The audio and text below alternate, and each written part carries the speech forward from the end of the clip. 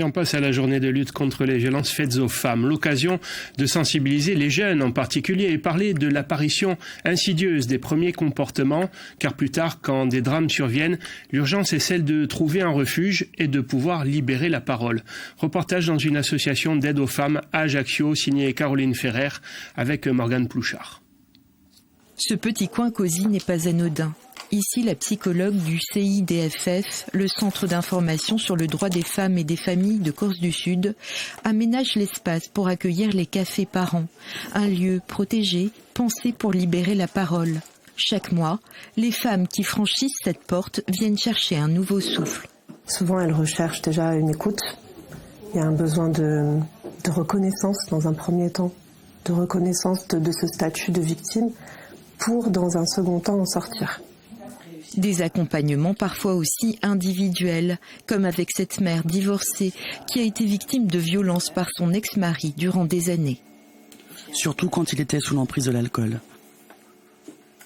Où là, il m'a violée, il a essayé de me tuer. Il m'a lancé des morceaux de viande congelée à la figure.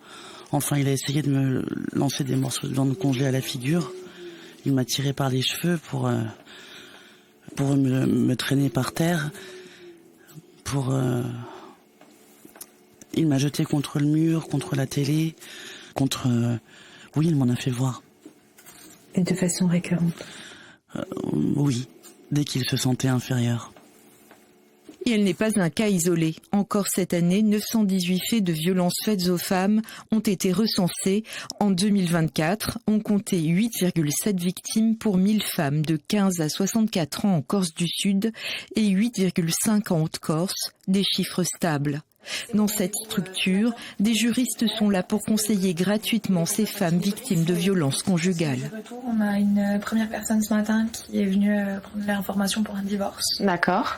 Donc on a relisté toute la procédure à suivre.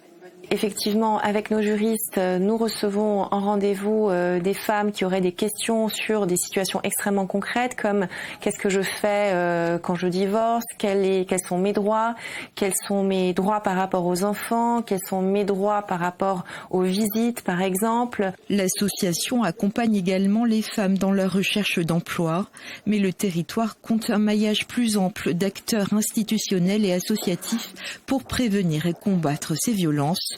Des acteurs qui se rencontraient aujourd'hui à la préfecture d'Ajaccio. Une trentaine d'associations œuvrent au sein du réseau de lutte contre les violences faites aux femmes, mais également à la prise en charge des violences vicariantes, c'est-à-dire les violences faites aux enfants, puisque très récemment, la jurisprudence française a pris en compte la législation,